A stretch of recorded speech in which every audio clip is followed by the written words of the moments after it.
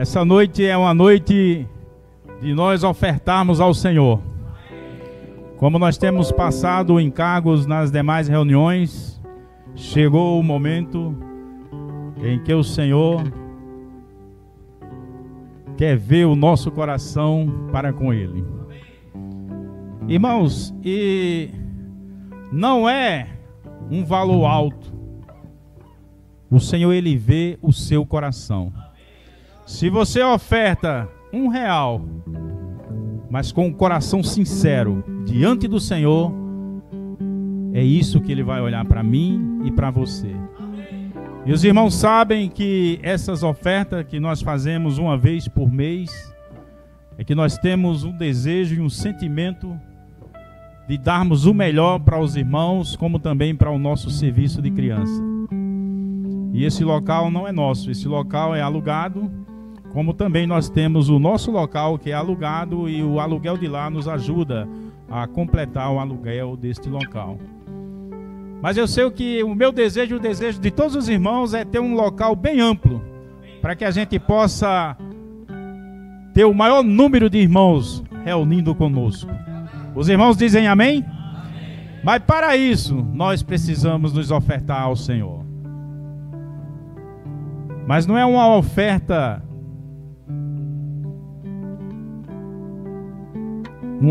irmãos, de coração puro. Uma oferta onde Ele, de fato, Ele conhece realmente o nosso íntimo, o nosso interior.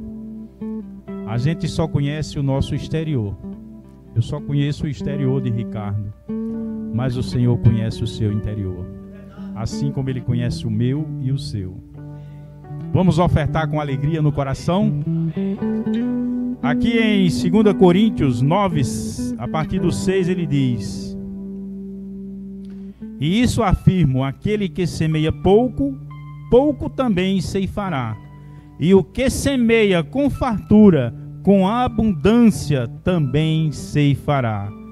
Cada um contribua segundo tiver proposto no coração, não com tristeza ou por necessidade, porque Deus ama a quem dá com alegria. Deus ama a quem dá com alegria. Então vamos orar 1 minuto. E depois os irmãos vão tocar um hino ali. Eu não sei qual o número do hino. S38. S38. Vai ter uma caixa aqui, né, Joab? E a gente vai ofertar com alegria no coração. Amém?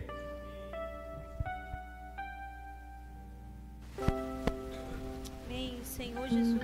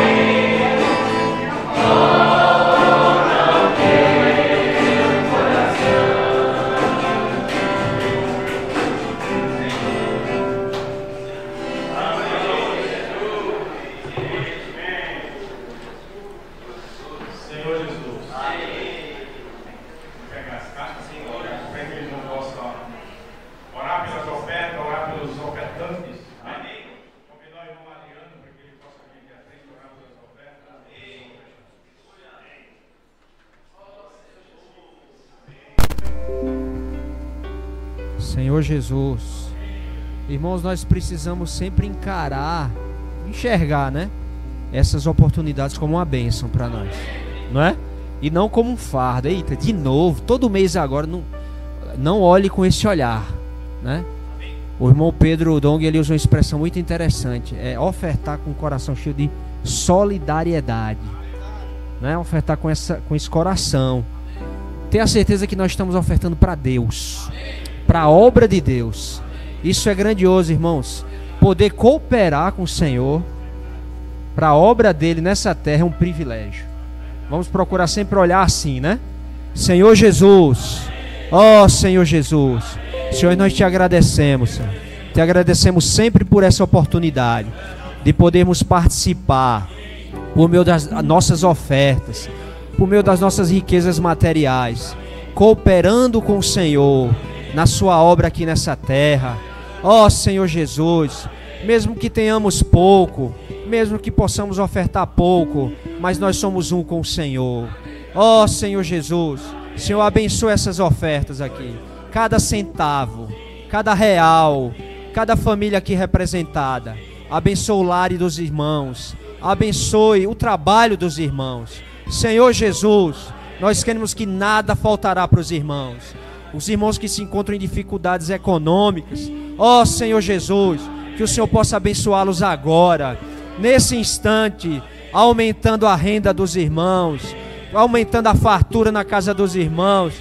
Ó Senhor Jesus, abençoe para que nós possamos ofertar mais. Senhor Jesus, o Senhor também nos dá um coração cada vez mais simples, um coração aberto para receber os teus encargos, um coração aberto para ofertar. Senhor Jesus, nos liberta de toda avareza, de nosso apego às coisas materiais. Senhor Jesus, queremos ter um coração aberto para cooperar com o Senhor e para ofertar sempre que o Senhor precisar. Senhor Jesus, abençoe cada oferta aqui, abençoe o nosso local de reunião. Nós já vemos esse local. Senhor Jesus, oh,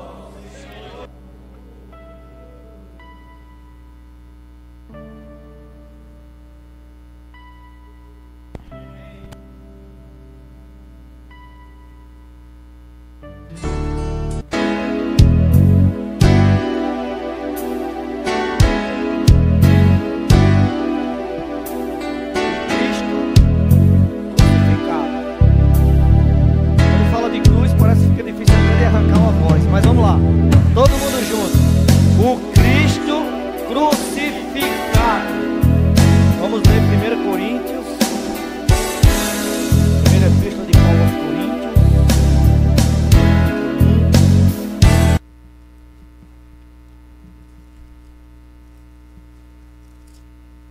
versículos do 22 ao 24.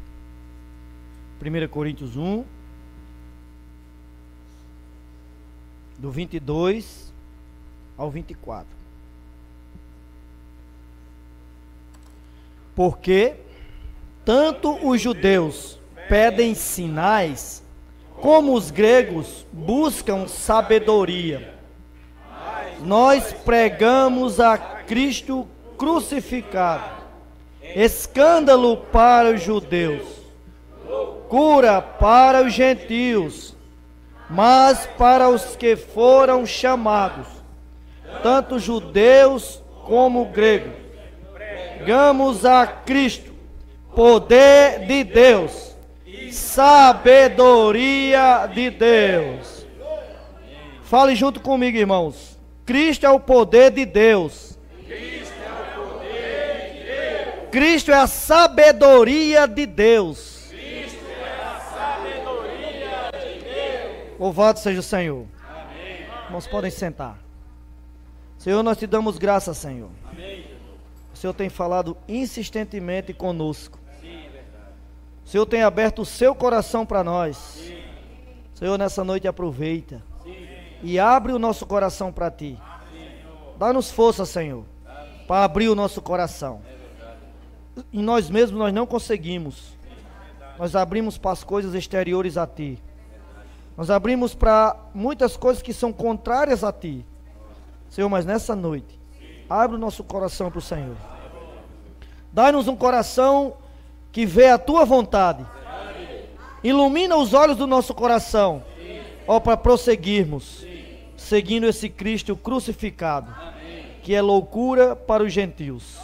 Ó Senhor Jesus, Senhor, nessa noite, Senhor, tira de nós todo o coração judeu, tira de nós todo o coração gentil, que busca apenas sinais, que busca apenas conhecimento, e faz-nos te ver como o Senhor é, ó, como o Senhor nos chamou, como o Senhor nos quer no teu caminho, no caminho do reino. Abençoa a igreja, abençoa cada um de nós. Jesus é o Senhor. Amém. Louvado seja o Senhor. Irmãos, chegamos na quinta mensagem do primeiro volume do Alimento Diário. Volume que tem como tema geral Cristo, poder de Deus e sabedoria de Deus. E esse primeiro volume é intitulado A Vida do Corpo. E essa mensagem, o título dela é O Cristo Crucificado. Não é fácil falar da cruz. Repetir meras palavras sobre a cruz é fácil, é simples. Agora vivê-las não é tão fácil. O que Deus quer de nós não é apenas entender, repetir, decorar ou conhecer a doutrina da cruz. O que Deus quer de nós é que nós vivamos uma vida crucificados. Cristo, como homem, 3 vezes pediu ao Pai: Pai, se possível, passa de mim este cálice. Mas ele não terminava a sua oração, e nenhuma das 3 vezes ele terminou a oração dizendo: passa de mim. Ele falava: contudo, não seja como eu quero, mas como tu queres. Muitas vezes nós não oramos para que o Senhor passe de nós o cálice, que é a cruz, mas agimos como tal. Então, crucificar, ser crucificado, primeiro você não consegue sozinho. É os outros que te crucificam mesmo. Mas ser crucificados, para nós, é a sabedoria de Deus.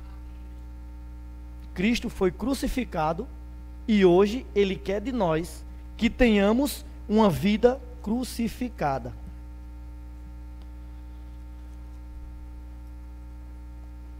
A cidade de Corinto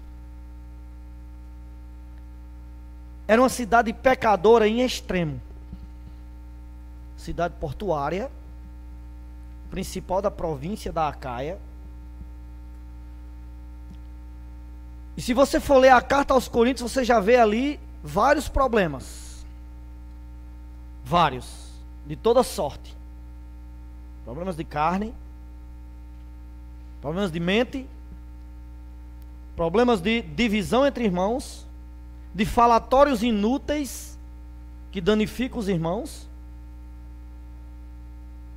de toda sorte de dificuldade que quebra aquilo que Deus quer fazer nas pessoas.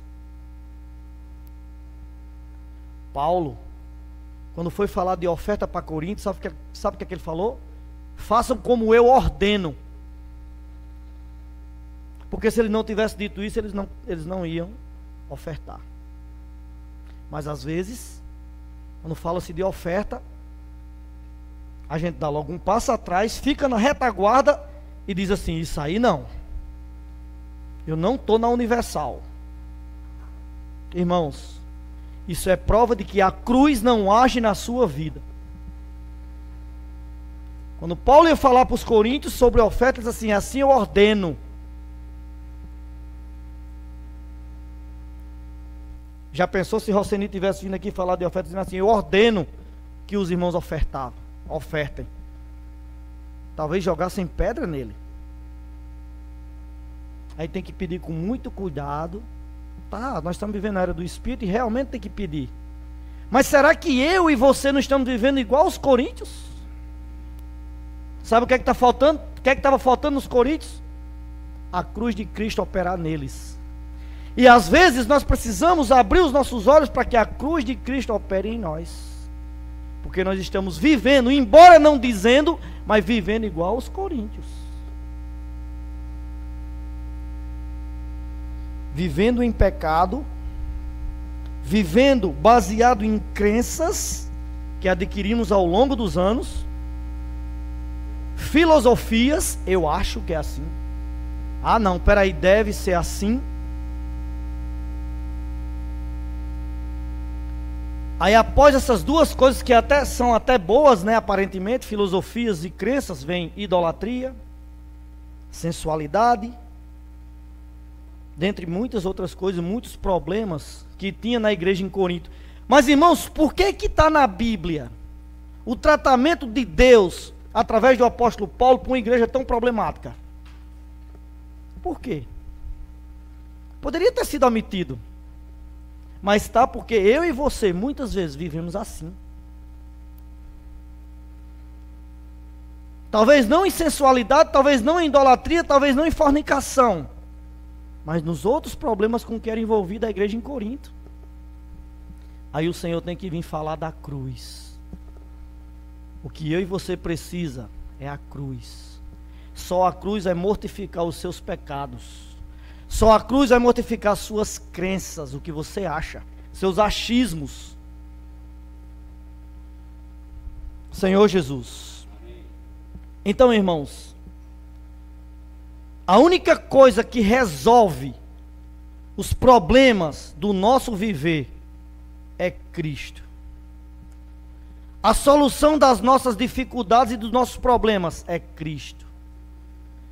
A solução daqueles achismos, porque quando eu acho algo e discordo do que Flávio está fazendo, é porque eu me acho melhor do que ele. E assim são todos os serviços na igreja, ou então a responsabilidade na igreja.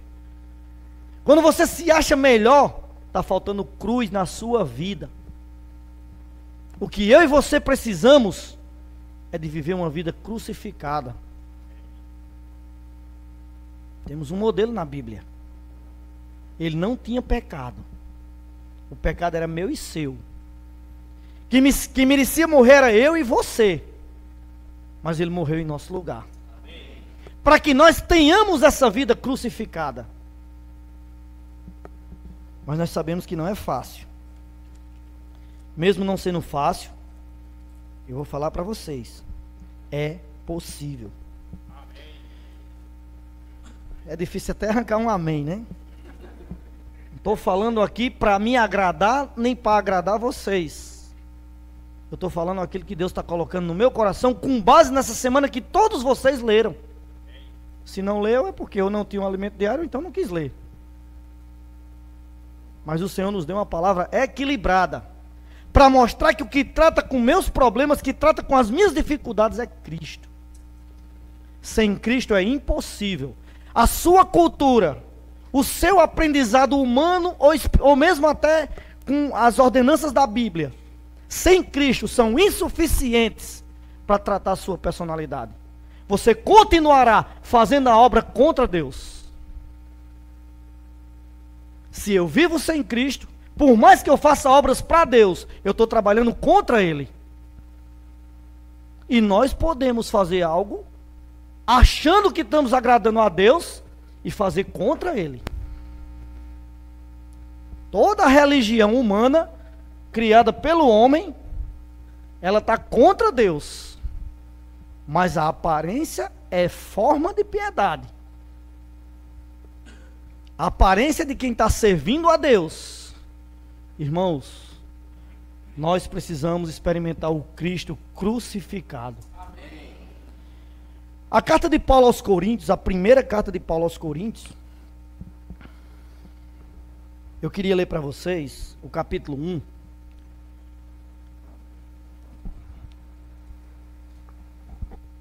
Tem algumas coisas muito interessantes. Tem algumas palavras-chave, né? Primeiro ele diz assim, ó, capítulo 1, versículo 1. Paulo, chamado, tá? Chamado. Quero só essa palavra aí. Nós, irmãos, fomos chamados. Talvez nós, nenhum de nós, quando chamados, perseguíamos a igreja. Batia de frente, falava mal, talvez fizesse piada com o crente. Mas não chegava a ponto de perseguir. Não chegava ao ponto de bater. Não chegava ao ponto de matar para defender nossas crenças, como Paulo fazia. Vocês sabem quem era Saulo antes de crer no Senhor. Mas aqui ele começa a carta dizendo assim: Paulo, chamado pela vontade de Deus para ser apóstolo. Ué, não foram 12? Tem muita gente que sai por aí falando, não tem mais apóstolo, só foram 12. E quando Judas traiu o Senhor, vendeu o Senhor, eles tiveram que colocar outro no lugar. E não foi Paulo. Foi um tal de Matias, que apareceu na Bíblia uma única vez. Mas Paulo, quando escreveu aos Coríntios, falou assim: Paulo, chamado pela vontade de Deus. Mas, irmãos, isso aqui não seria presunção? Apóstolo, chamado pela vontade de Deus para ser apóstolo. Alguém se dizer que ele é apóstolo? Não. Isso é alguém com a realidade de Cristo na vida dele. E ele continua dizendo assim, e o irmão Sóstenes, mostrando o quê? Todos nós, irmãos, não vivemos uma vida só. Precisamos dos companheiros espirituais. Sem as companhias espirituais nós não prosperamos. Sem ter os irmãos para nos ajudar, nós não prosseguimos. Nenhum de nós é suficiente para viver a vida cristã achando-se melhor ou pensando que consegue sozinho. Se você estiver pensando isso um dia na sua vida, repreenda. Isso é a ação do diabo. O diabo é que é o único que peitou o Senhor e levou um monte com ele. Satanás, Lúcifer, que era um líder entre os arcanjos, teve a coragem de ir contra o que o Senhor queria. E aí ele se tornou adversário. A palavra Satanás significa adversário.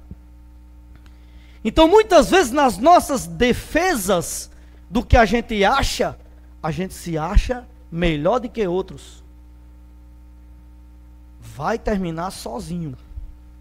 São muitos os casos, não precisa nem falar, os irmãos conhecem. Aqueles quando levantam o nariz e se acham bons, terminam sozinhos. Paulo aqui dá o exemplo. Chamado pela vontade de Deus para ser apóstolo. Aparentemente ele está falando de alguém elevado, que era ele mesmo. Eu sou apóstolo. Não só existiam os 12, eu também sou apóstolo. Mas ele fala, e o irmão Sóstenes? Para mostrar que todos nós precisamos de companheiros espirituais. Esses companheiros não são aqueles que defendem o que a gente acha. Vou fazer meu partido aqui e eu conto com Joabe, que é da minha linha. Isso aí é divisão, e a divisão provém do inimigo de Deus. Deus ama a unidade do seu povo. E aí, continuando, ele diz que ele escreveu essa carta à igreja de Deus. De quem é a igreja? Mas às vezes a gente quer controlar. Às vezes a gente se acha no lugar de Deus. Porque eu sei como é, vocês não sabem. Na hora que eu estiver pensando isso, eu sou o mais desgraçado e mais miserável entre os homens. Porque a igreja é de Deus. É Ele quem conduz. Eu disse até uma frase no CEAP ontem, né, falando para os comportores. Eu citei uma frase assim, que o mundo fala assim, ó, manda quem pode, obedece quem tem juízo. Acho que até eu já falei aqui. Como é na igreja?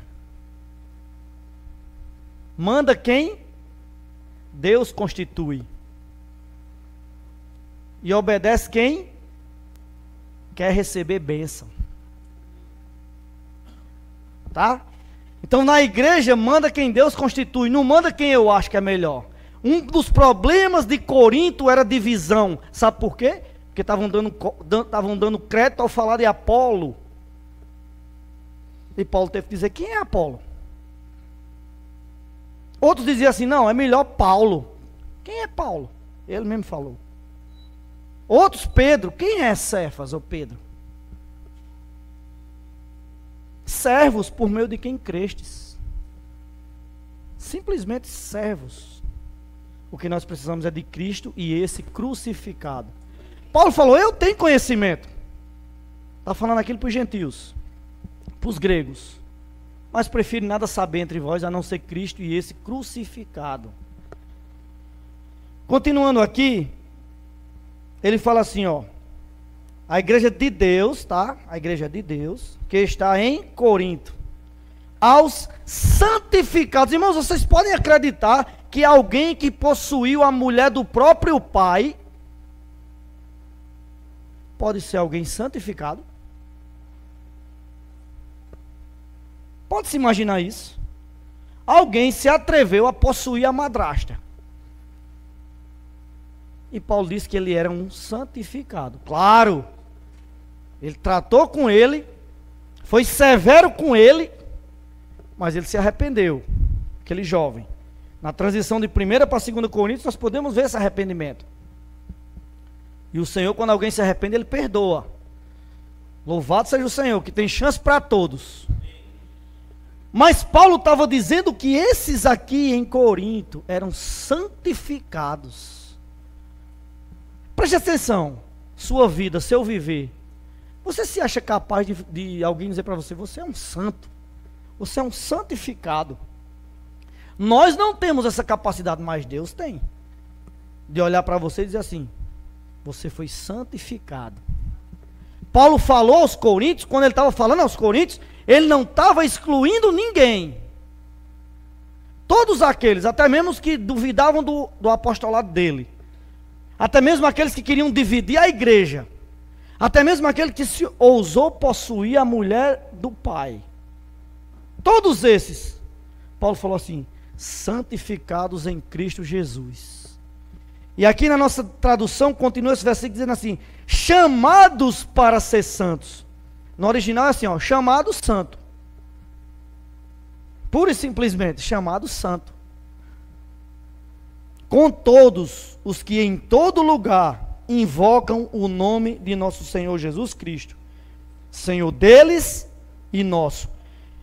É como se ele dissesse: tem tanto problema, tem tanta confusão, tem tanta idolatria, tem tanto pecado, mas eles são santificados em Cristo Jesus, invocam o nome do Senhor, e o Senhor é o Senhor deles, até dos pecadores, e também é o Senhor nosso.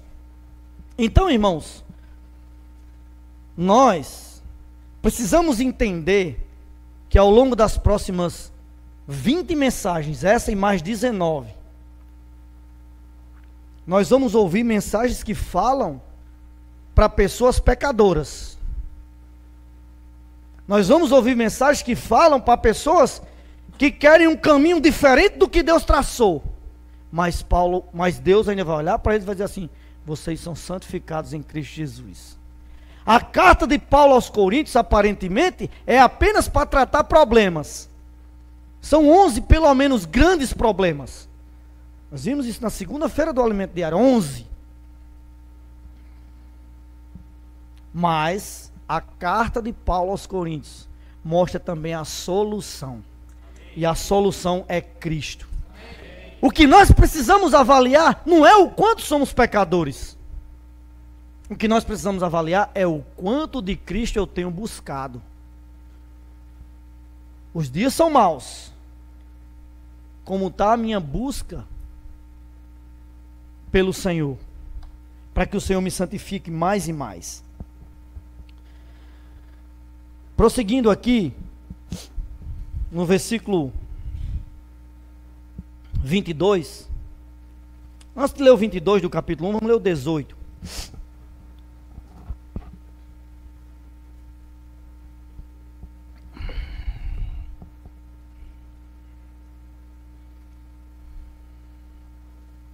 O versículo 18 diz assim, ó: certamente a palavra da cruz é loucura para os que se perdem, mas para nós que somos salvos, poder de Deus.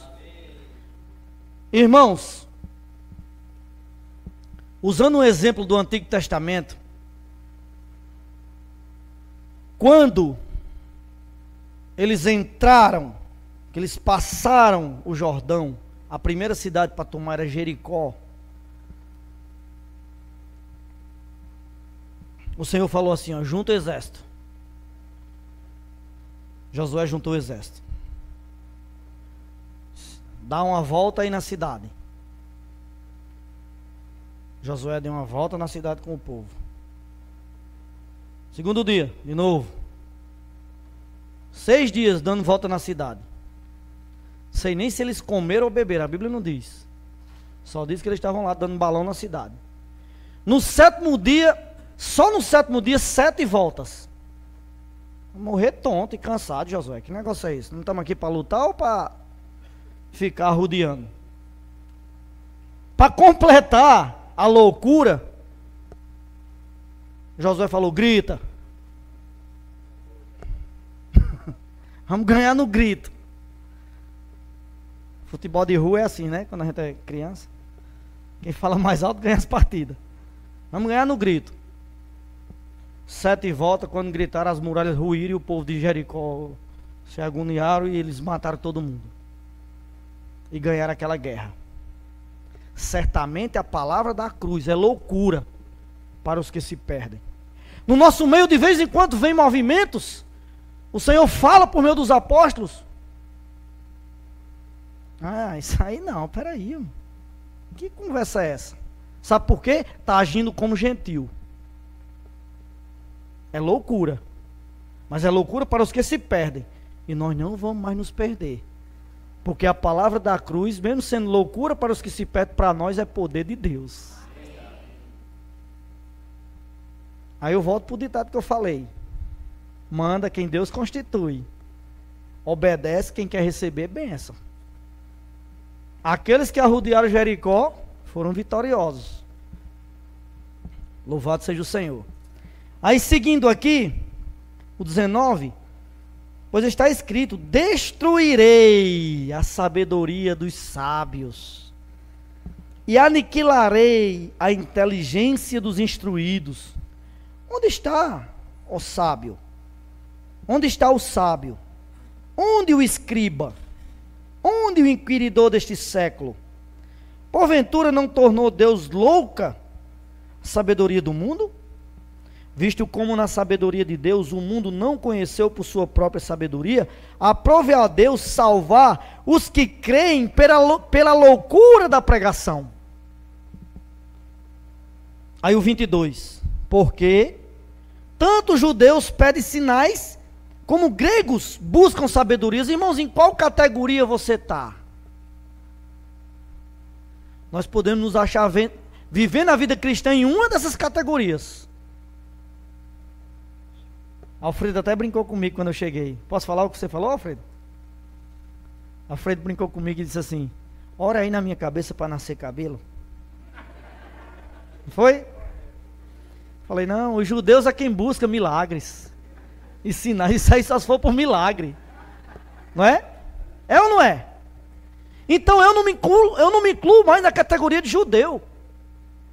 Eu nem nasci em Jerusalém, nem me tornei seguidor da religião judaica, então eu não sou judeu. Os sinais acompanham os que creem, isso é fato. Marcos 16, 19. Fala que o Senhor coopera com eles e os sinais se seguem. Mas não precisa estar buscando. Eu vou orar aqui para acontecer um milagre. Você precisa orar para fazer a vontade de Deus. E os milagres vão vir, não precisa nem pedir. Louvado seja o Senhor. E aqui ele diz, tanto os judeus pedem sinais, como os gregos buscam sabedoria. Eu não sou mais grego. Essa sabedoria aqui não é a sabedoria de Deus, de como agir, e de como conduzir, e de como andar junto com os irmãos na igreja. Aproveitando um parêntese, eu preciso falar sobre a sabedoria de Deus. A sabedoria de Deus é a seguinte, a Bíblia, de Gênesis a Apocalipse, é imutável, não vai mudar até a volta do Senhor. Mas a maneira de conduzir o povo, Deus sempre levantou um homem para conduzir o povo. Isso é a sabedoria de Deus. Apesar dos 12 terem passado, Paulo apareceu, foi o 13º. Não é nem bom falar em 13 em Campina, né? Mas Paulo foi o 13º. Porque se falar em 13, causa divisão, né? Mas Paulo foi o 13º, então tinha 12 ou tinha 13?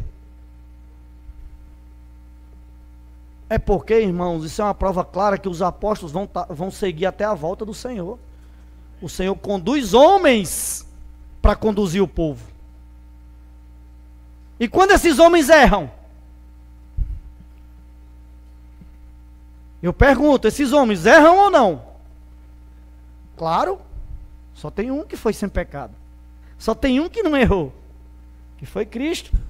Os homens que ele constituiu até hoje, desde Gênesis, sempre erraram. Adão errou, Moisés errou, Abraão errou. É difícil falar isso, mas errou. Pedro errou, Paulo errou. Ora, Pedro negou o Senhor, mas o Senhor perdoou. Paulo, mesmo depois de ouvir o Espírito várias vezes, foi para aquela viagem a Jerusalém. O Senhor conduziu ele a si mesmo. Moisés tinha falado para o povo que ninguém tomasse mulher de outras tribos, e ele tomou um etíope, uma africana. Um povo, entre aspas, condenado por Deus, julgado por Deus, e ele tomou essa mulher. E quando o Senhor tratou, disse assim, ó, com ele eu falo face a face. Quem são vocês para, como diz na gíria do sertanejo, peitar Moisés, e confrontar com Moisés? Com ele eu falo face a face. Com vocês eu só falo por intermédio dele. Então, irmãos, Deus tem sua maneira de conduzir. Cabe a nós ser conduzidos. Eu escuto essa frase há mais de 20 anos. E eu já vi homens errar. Mas eu já vi Deus colocar no prumo. Sempre é assim. Também já vi homens que nos conduziram, seja no âmbito regional, seja no âmbito local, que não quiseram ouvir essa condução de Deus e ficaram para trás.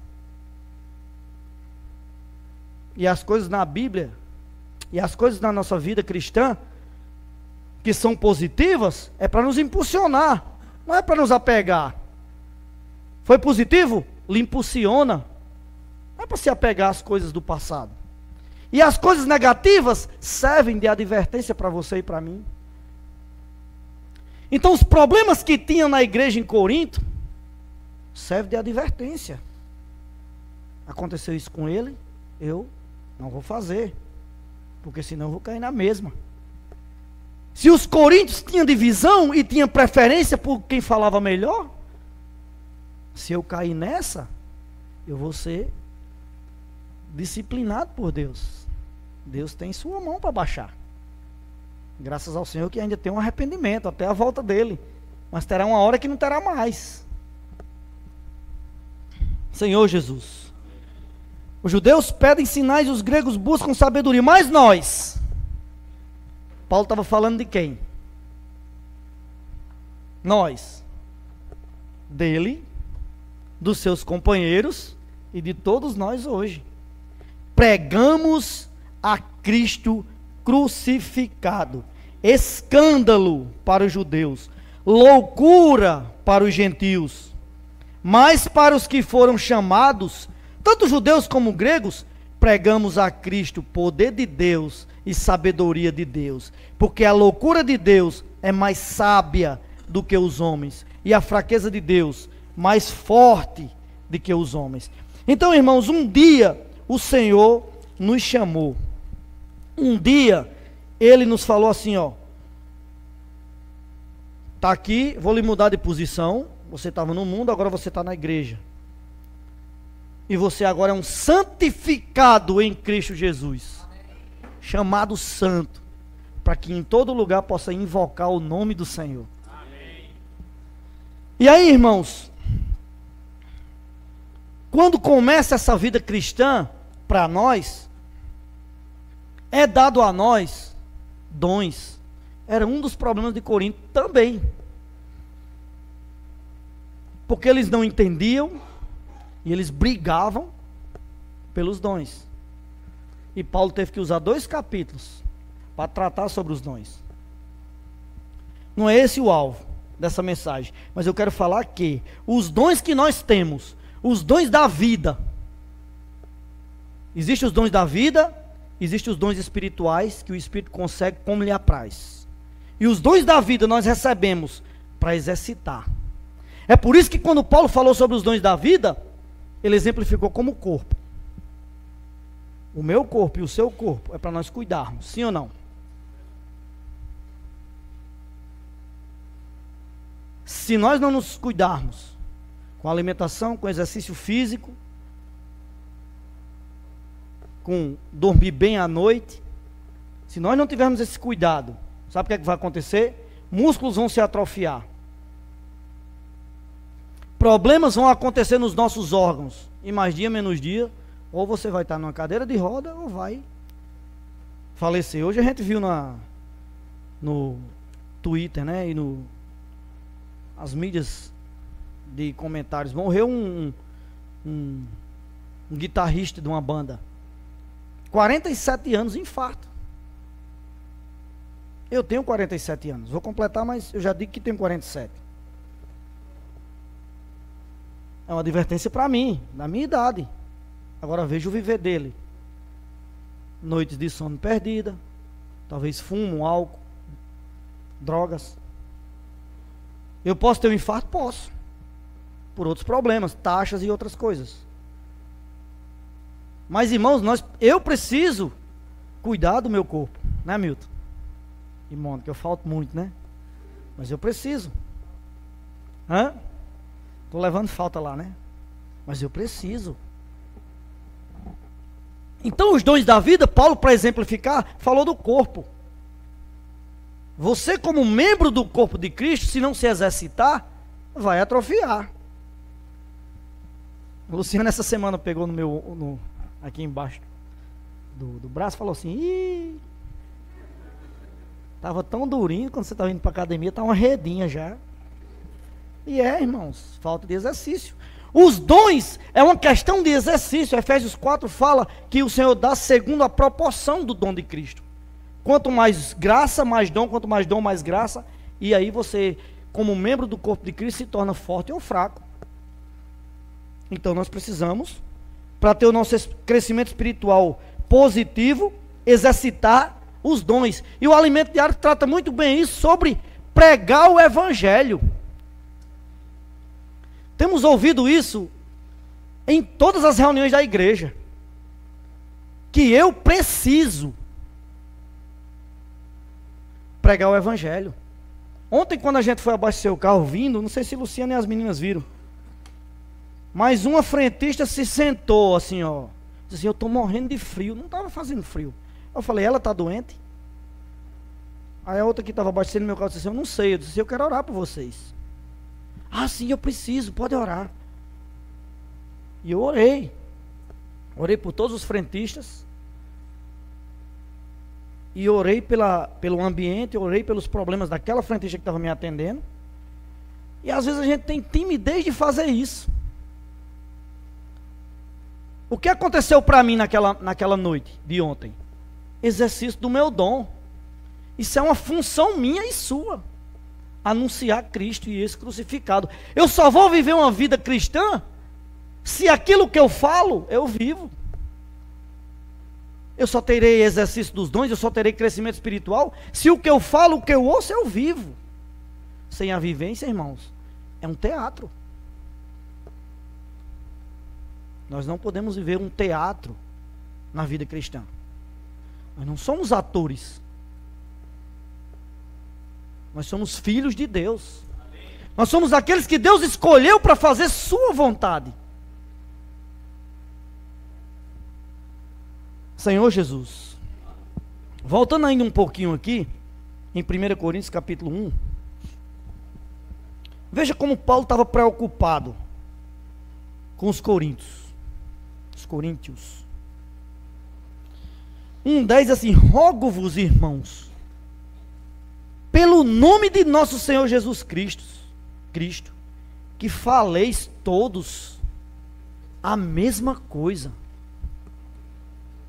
que não haja entre vós divisões, antes sejais inteiramente unidos na mesma disposição mental e no mesmo parecer. Isso é mesmo que pedia um jogador do 13, aliás, um torcedor do 13, para se unir com o do Campinense.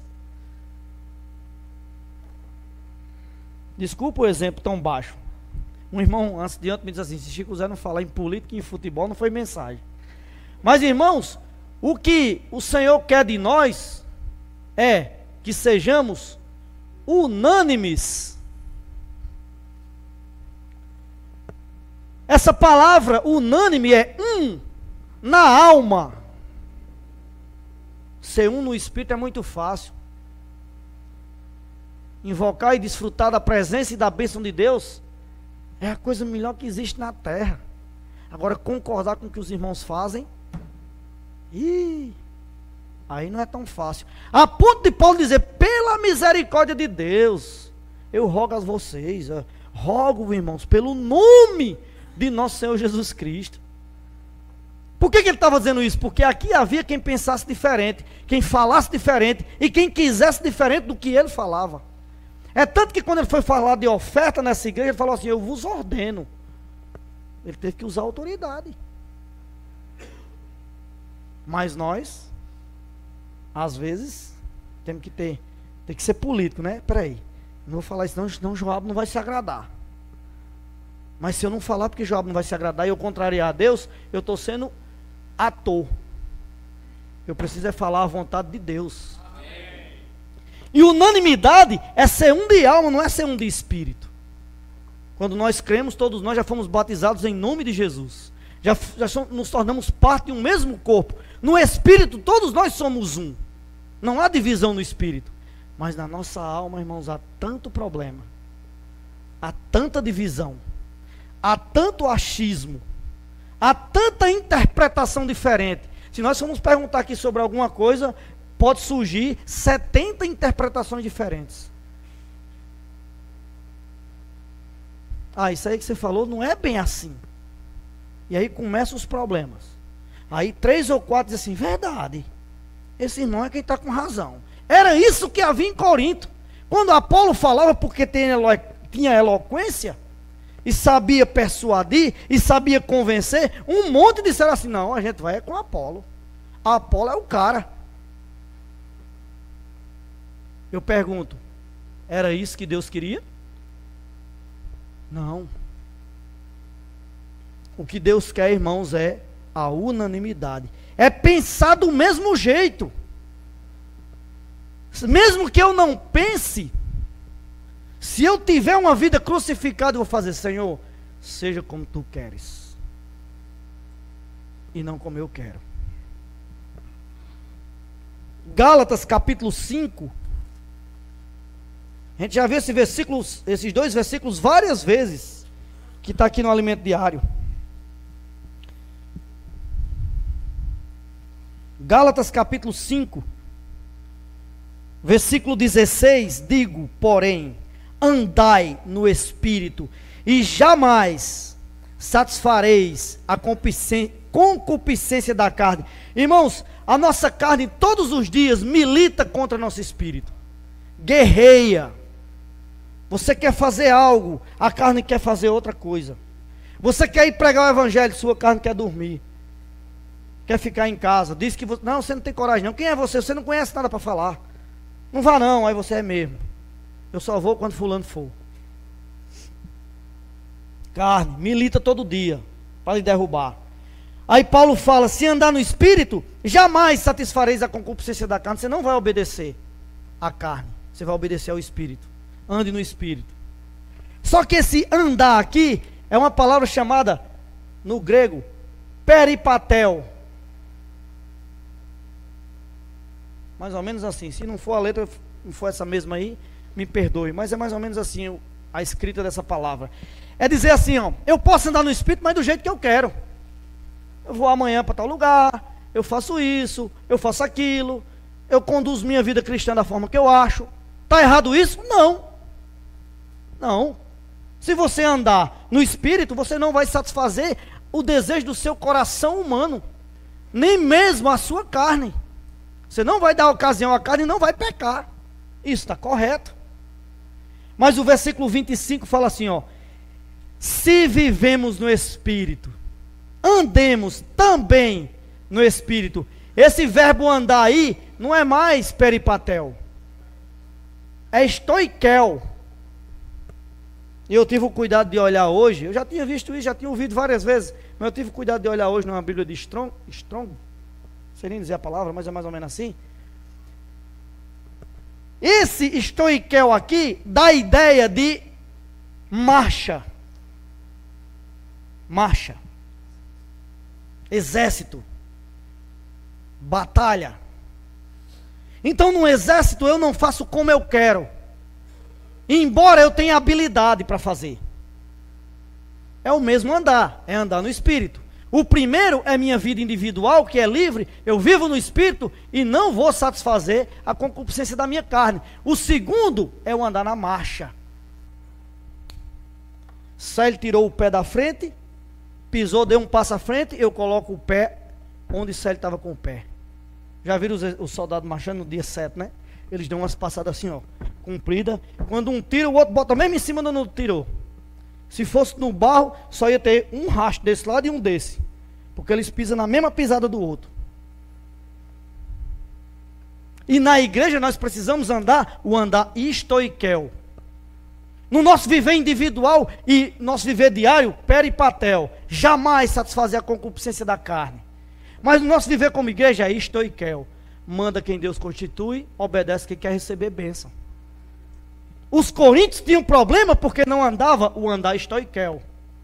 Paulo tinha que vindicar sua autoridade como apóstolo, por causa dos divisores, por causa das preferências, por conta daqueles que achavam que devia ser assim, por conta dos gregos que queriam buscar só sabedoria, e dos judeus que queriam só sinais. Paulo falou, nenhum nem outro, você precisa da cruz. Senhor Jesus. E aí, irmãos, por conta de preferências, sabe o que é que surge? Contendas,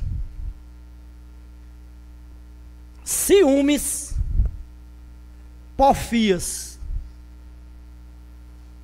Tudo isso são obras da carne. Se eu contender com Alfredo, mesmo que ele esteja sem razão, e eu com razão, querendo imprimir para ele o que eu penso, obra da carne. Se Alfredo não concorda comigo, Deus vai esclarecer a ele. Todos nós somos chamados e santificados em Cristo Jesus. Nós precisamos andar juntos. Irmão, você pode até pensar diferente de mim, mas sabe o que é que Deus quer que você faça? Haja junto com todos. E quando fala em ação junto com todos, nós não podemos tirar fora uma pequena parte do corpo, que é a igreja numa cidade. Eu já vi um irmão falar assim, aqui não, isso aí não dá certo. Isso aí é uma frase vinda da carne. Porque Deus conduz a igreja e Ele conduz igual. Peculiaridades existem, mas não muda o andar de Deus.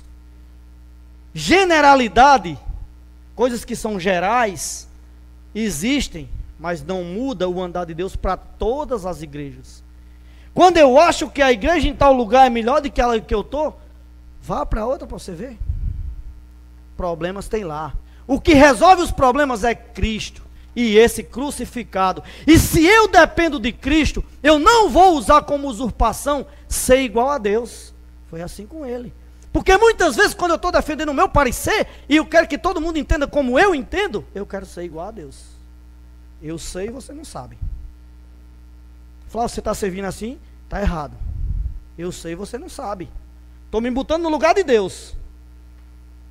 Obra da carne. Sempre que você se colocar no lugar de Deus, você está agindo pela sua carne. Cristo não usou com usurpação. Antes, a si mesmo se humilhou. Não é isso que Filipenses fala? A si mesmo se humilhou. Então, irmãos, nós precisamos ser unânimes.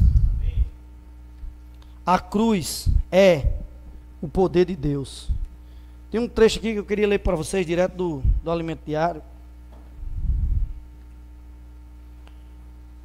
Eu plantei, Apolo regou, mas o crescimento vem de Deus. Paulo estava falando sobre divisão. Dizer que em nosso meio não existe preferências seria não reconhecer uma característica que é inerente à natureza do homem caído. Todos entenderam essa frase? Se nós dissermos que nós não temos preferência, a gente não está reconhecendo uma característica que tem em nós mesmos. Que mais dia menos dias, o Senhor vai mostrar para você que você tem preferência. Que você quer seguir determinado tipo de liderança, determinado grupo de falar. Aí ele continua. O partidarismo, aliás, dizer que em nosso meio não existe preferência seria não conhecer uma característica que é inerente à natureza do homem caído. Partidarismo e preferências. Tem em nosso meio. Página 82, já no finzinho. Ao reconhecer que isso está dentro do velho homem, podemos vigiar com mais atenção o nosso comportamento na igreja, para não permitir que isso gere contendas e divisões. Na igreja, nosso único foco deve ser Cristo. Entre nós precisamos aprender a dar espaço para aqueles que estão à nossa frente. E quando servimos em igualdade, estando numa mesma função, precisamos discernir nas várias ocasiões que surgem quem tem mais encargo para uma determinada questão. E com respeito e aceitação, conceder primazia para esse irmão. Isso aqui não é muito fácil de compreender. Mas se eu sirvo junto com, digamos, vocês dois servem juntos no Partido do Pão. Se entre vocês há disputa, o serviço sai deficitário, sim ou não? Mas se vocês pensam igual, mas de repente Joabe percebe que você tem mais encargo e comprometimento, ele se submete a você. Porque ele está vendo que Deus está lhe constituindo. Os irmãos estão entendendo? Então, mesmo que eu esteja na mesma função, as irmãs, por exemplo, servem no serviço de criança, mas elas mesmo percebem quem tem mais encargo, quem tem mais responsabilidade, quem tem mais desprendimento para servir. E naturalmente se submete àquelas. Então, irmãos, nós não podemos, apesar de a preferência ser algo inerente no nosso viver, nós não podemos deixar que isso aflore em nosso meio, tendo preferências. Ah, se fosse outro irmão que estivesse falando, era melhor. O irmão Dom dormiu no Senhor, eu já vi frases desse tipo. Deveria ter sido Miguel constituído para liderar as igrejas. Ah, quando aquele irmão fala, é Deus que fala. Eu sei, mas não foi Miguel. E Miguel está ali junto, cooperando. Eu estou usando o nome de irmãos para a gente entender isso. Tem irmãos que têm preferência por Miguel. Se for ouvir uma mensagem de Miguel, ele passa 2 horas na frente da televisão. Mas quando é Pedro, fala, aí não, peraí. Falar desse homem me incomoda. Se você está pensando assim, você está agindo pela sua carne. E Deus vai lhe pegar. E Deus tem que tratar com isso no nosso meio. Para concluir, irmãos.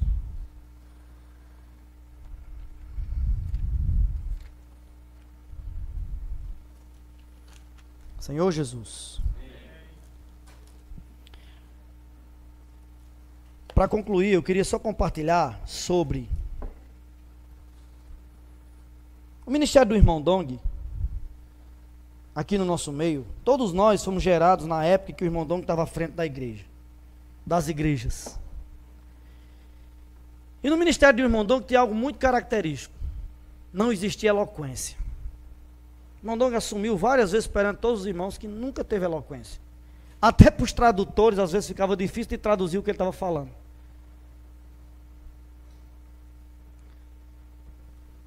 Aí, deu margem para muita gente dizer assim, principalmente no final do ministério do irmão: esse velho está caducando. Eu não sei se você chegou a dizer isso, mas pode até ter pensado. Repete demais.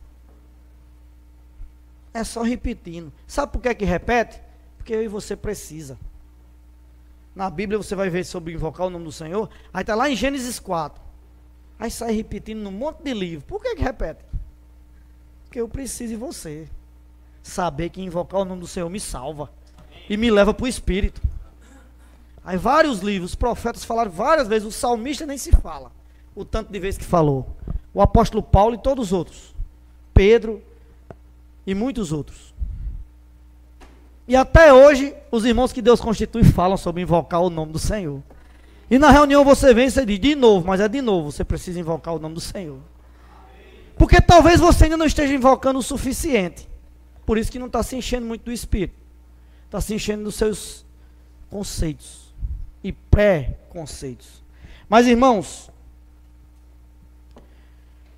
mesmo tendo sido um ministério sem eloquência, e muitos deixaram a vida da igreja, muitos deixaram as reuniões da igreja por conta disso. E vocês conhecem muitos que deixaram por isso. Eu acho que cada um de nós aqui conhece. Sabe por quê? Porque não assume viver uma vida crucificada. Porque se a igreja é de Deus, Ele conduz. Agora, quando nós dizemos fulano, não, devia ser fulano, é porque a gente está querendo conduzir, está querendo ser Deus, está usando o princípio do inimigo de Deus. Irmãos, me perdoem ter tido um falar tão contundente, mas não tem como falar da cruz sem ser contundente. A cruz é para dar choque em nós mesmos. Até o Senhor pediu ao Pai 3 vezes para afastar daquela morte dolorosa. Mas irmãos, sem aquela morte dolorosa, não haveria ressurreição. Então, sem o operar da cruz em nós, nós não seremos transformados. É por isso, irmãos, que nós precisamos crescer como o trigo, sempre nos encurvando. A palavra que Ezra deu, né, que inclusive Rosseni compartilhou aqui a semana passada, ele falou da plantação de trigo. Não sei se você teve a oportunidade de falar. E quando ele era adolescente, viu o pai plantando trigo,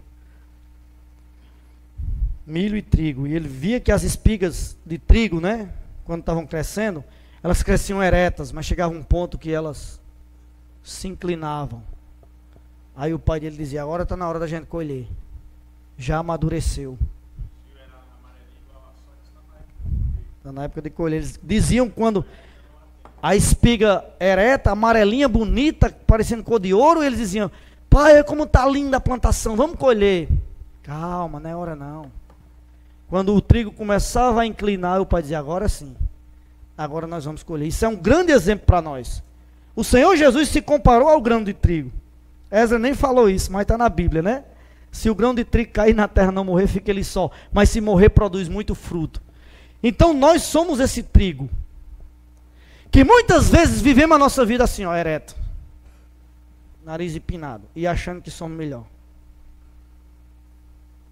Eu não sei tocar instrumento nenhum, mas Vitor está ali. Quando eu vejo Vitor dar uma nota errada, diz assim: se eu tivesse ali eu era melhor. Isso é só um pequeno exemplo. Claro, eu nunca pensei que eu não sei tocar teclado. Eu nunca pensei, mas pode ser que alguém toque teclado e pense. E assim os demais instrumentos. A panderola eu sei, né? Se alguém pegar a panderola e toca errado, eu vou lá e digo: não, me dê para cá que você não sabe não. Não faço isso, mas às vezes no serviço da igreja a gente quer fazer. Se acha superior e quer mandar e quer tirar, porque acha que o outro é inferior. Irmãos, vamos ser como o trigo. Se incline. Não use. O milho também, né? Não use com usurpação aquilo que Deus já lhe deu. Deus já lhe deu para você dispensar para outros. Não é para você ser melhor. Vamos ter uma vida crucificada. Jesus Cristo foi tentado várias vezes. Desça daí. Não é o Filho de Deus? Eu pergunto, ele tinha poder para descer ou não? Não tenha dúvida não. Tinha ou não tinha? Mas ele não queria. Porque ele precisava que o Pai aprovasse. Como Isaías falou, o fruto do seu penoso trabalho precisava ser recebido pelo Pai. E foi. Mas e o nosso? Quando você é tentado a ver um erro e tentar corrigir. Não estou falando de pecado, irmãos.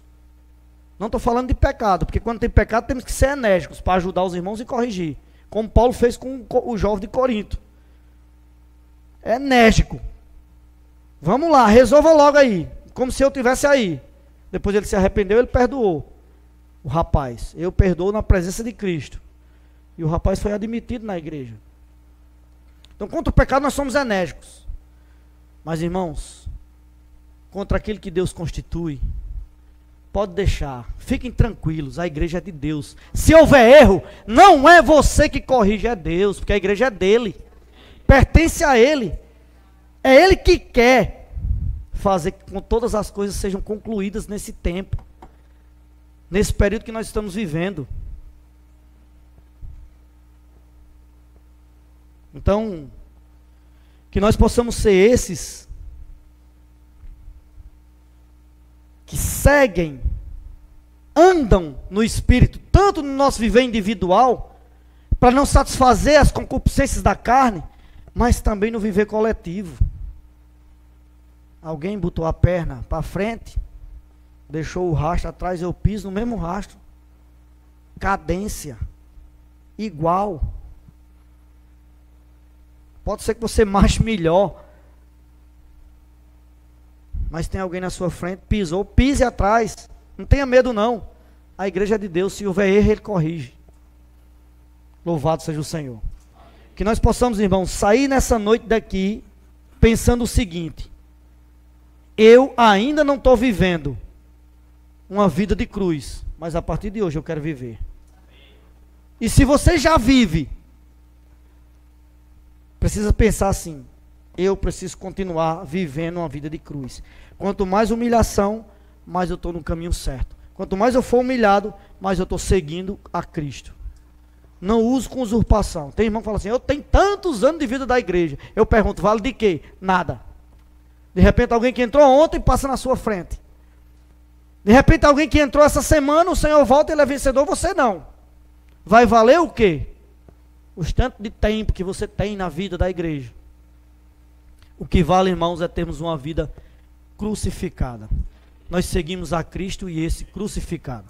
Jesus é o Senhor. 10 minutos, 9, né, agora? 9 minutos, até 9h30 para a gente compartilhar em pequenos grupos. Tá? Louvado seja o Senhor.